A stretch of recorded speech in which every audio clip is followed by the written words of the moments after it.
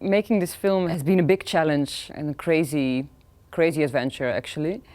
And winning this award would, of course, it would be such an encouragement not only for me but for the rest of our team as well. I know the Rotterdam Film Festival as a rebellious festival, and there are many of my heroes have had their films here. Among them, Kelly Reichardt, for example. And so it's really a great honor to to be nominated for the Tiger competition. I wanted to make a playful film about heavy subjects like migration and identity, because I think it's good to talk in a different way about these themes that play a big role in our society. I think it was very important for me because I wanted to talk about a new generation of people who are growing up in between different cultures, and I wanted to give them a voice. I've known the Rotterdam Film Festival for a long time, because when I was studying at the Dutch Film Academy, we went to see the Tiger films every year. And I'm actually really proud that the Netherlands has such a big international festival like this one, which has so much experimental cinema as well. So yeah, I'm very proud that we have this in the Netherlands. You were the only one that, for whatever reason, screened in Pathé 1 yesterday. What was that like? I'm still overwhelmed by it. Yes, it was very overwhelming. It was such a beautiful evening, actually. A lot of familiar faces as well in the audience, not only from the Netherlands, but also international film friends. And it was wonderful, yeah. Still a bit overwhelmed.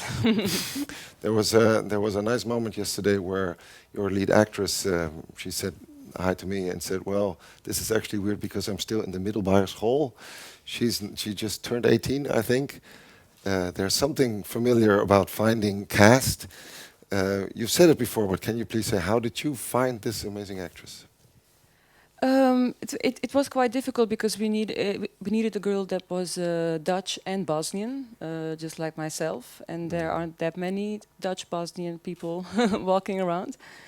So we placed via Facebook and Instagram. We asked all Dutch Bosnian girls to come to the casting, and she was one of them. But one of the difficult things of the casting was that the film also deals with the theme of sexuality, and for some girls this was very scary. But she was really, she was really brave, and she trusted me, and she's just a very special person.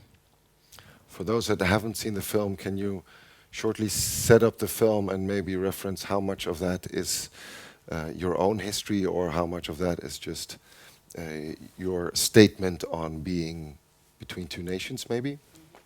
Yes, so what I wanted to do, I wanted to make a playful and rebellious film about identity and about migration, because these are themes that play a role in my own life. I'm from Bosnia, but I've been living in the Netherlands for 25 years.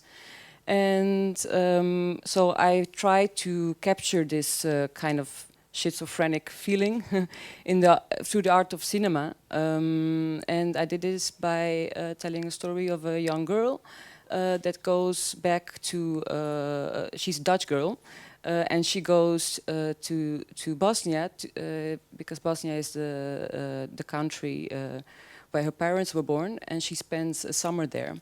And then she goes on a road trip with her nephew and his best friend. And the story, actually, I just wanted to portray a young generation of people who have grown up in this globalized world, who have grown up with Facebook and Instagram, for whom the world is actually very small. I actually saw that, for example, EasyJet is even, they have an advertisement, they're saying Generation EasyJet. So the world is so small, everybody could travel. And I think, so I wanted to portray that generation of young people who are sometimes also stuck a little bit in between worlds. And and to make something playful out of that. Yeah. What I personally really enjoyed about that experience of watching the film is that while your tone and the way that you frame the film and frame the story is very humorous at times, it has absurdistic moments, yet it's also very gritty. And she is like a stoic face of, I just want to be me. How important was that part, that she is her own self, whether we like her or not, actually? Was that our main drive for this? Uh, yes, this was very important. I think I I agree with Ula is the name, I think. Ula. I make films for the same reason as you do. I make films because they give me the chance to also discover the world, and they change me as well. So I felt before making this film, I felt like I have to be a bit more, do a bit more only the things that I really want to do, you know. And so this was very important for me, that she was a character that maybe, I mean, for me, she's very rebellious, not because she has pink hair or, you know, like a lot of, I don't know. She's rebellious because she stays true to herself, and this is sometimes also difficult, especially.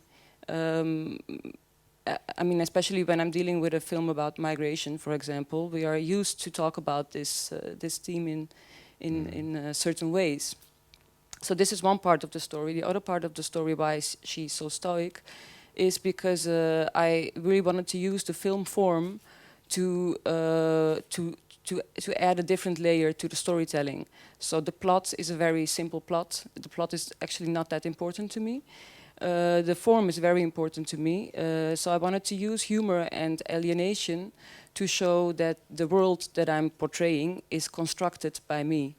And if it's constructed by me, then the viewer, hopefully also young people in Bosnia, for example, can look at reality and see, oh, reality is constructed, so we can change it.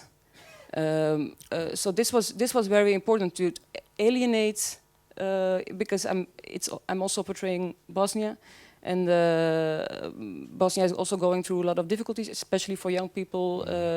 There's a percentage of, I think, of 60 of unemployment for young people, and they have to see that they can actually change their reality because it's constructed. Yeah.